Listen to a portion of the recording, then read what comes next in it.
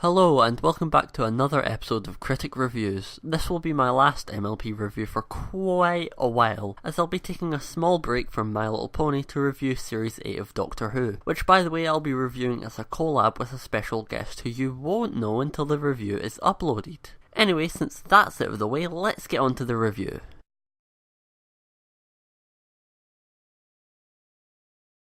The premise of Pinkie Pride started off as an episode announced to be named as Three's a Crowd, but was later revealed to be the episode we now know and love. But there was a big hype train following this episode, as it had the appearance of the biggest parody musician of the 80s and 90s, Weird Al Yankovic. Bronies were elated at this announcement and everyone had high expectations for it. So is the episode as good as everyone thought?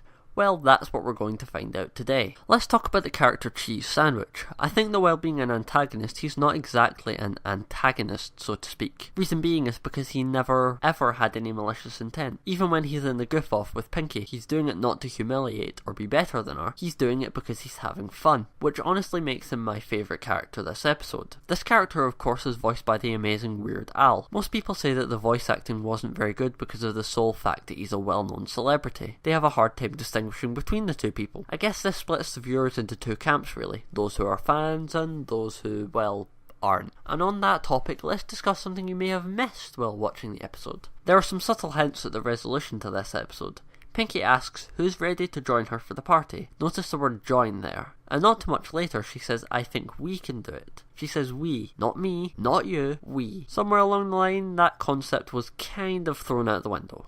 Pinkie's portrayal in this episode is an oddity, as she has an unprecedented amount of depth and personality, when compared to past episodes. I do find, however, that while this is the case, her reaction to Cheese's arrival doesn't make a lick of sense, and I'll tell you exactly why. Pinkie has a job at Sugar Cube Corner, so why the heck is she seen going around looking for jobs to do?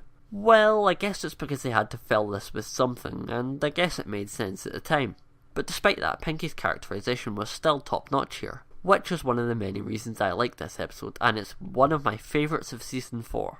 I know a few people are going to get on at me if I don't mention this particular issue, so I'll bring it up now. Everyone condemns the rest of the main six for how they completely abandon Pinkie and don't spare her a second thought. Especially Rainbow Dash, who insults Pinkie's parties essentially to her face. Now I can't excuse Rainbow Dash's behaviour here, but I do find this whole idea to be very realistic. Like I said last week, it's all too easy to get wrapped up in the hype and the thrill of the situation, which is what I believe happened here. So you can all stop saying they were out of character because that's not true and you're a complete idiot if you think so. An obvious point of discussion would be the music of this episode, as this is a musical episode after all. The songs in which Cheese feature in are done in a polka style reminiscent of Weird Al's music. Here's something interesting you may not know. William Anderson used to perform in Weird Al's band, and in his words, he made this idea possible. Not only is the music well made, but the animation is something that's not to be missed out on either.